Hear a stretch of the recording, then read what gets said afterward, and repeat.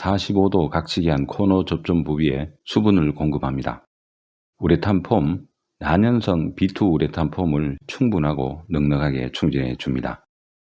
건축주의 입장에서 생각하고 행동하는 아름다운 세상 만들기의 아세만 빌드입니다. 오늘은 직각으로 만나는 건물 코너, 이렇게 FF 판넬을 45도 각지게 한 곳에 기밀과 단열 작업을 하는 영상입니다.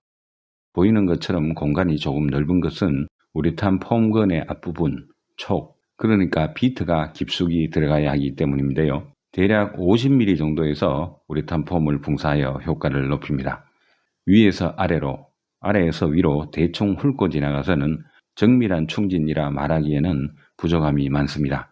최대한 깊게 그리고 최대한 짧게 덧붙여서 아래 위가 끊기거나 분리되지 않게, 그러나 우레탄 폼의 분사량은 충분하고 넉넉히 충진해 줘야 합니다.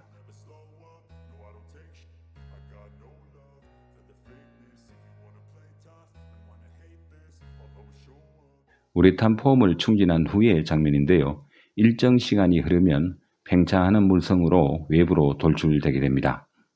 외벽체와 지붕이 만나는 곳, 일반적으로 놓치기 쉬운 부분 중에 하나인데요. 우측은 아직 우레탄 폼이 충진되지 않은 곳이고 좌측의 삼각 지붕 쪽은 우레탄 폼이 정밀하게 충진된 모습이 보입니다. 이번에는 다른 방향의 직각으로 교차되는 지점 코너에 45도로 빗각치기 한 부위에 수분 분사 후 우레탄 폼을 충진하는 영상입니다. 단열은 아무리 강조해도 지나침이 없습니다. 그리고 단열에 소요되는 비용은 어느 것과도 비교할 수 없는 공정입니다.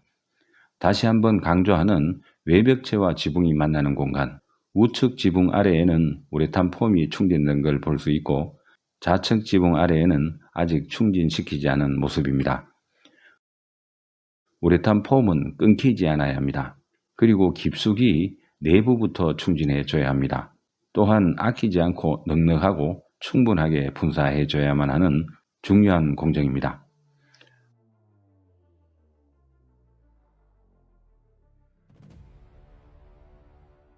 외부 벽체 모습인데요. FF 판넬이 만나는 두 장을 이어 붙인 곳에는 외장용 실리콘으로 기밀 작업을 합니다. 왜 외장용을 사용하느냐 하면 비초사는 직사광선에 약하기 때문에 쉽게 경화되어 갈라질 수 있기 때문입니다. 재료의 성질과 물성을 제대로 알 필요가 있다는 것이죠. 외벽과 지붕이 만나는 곳에 우레탄 폼으로 기밀 충진 작업 후 철골 부분의 단열층을 탄탄보드로 시공한 장면입니다.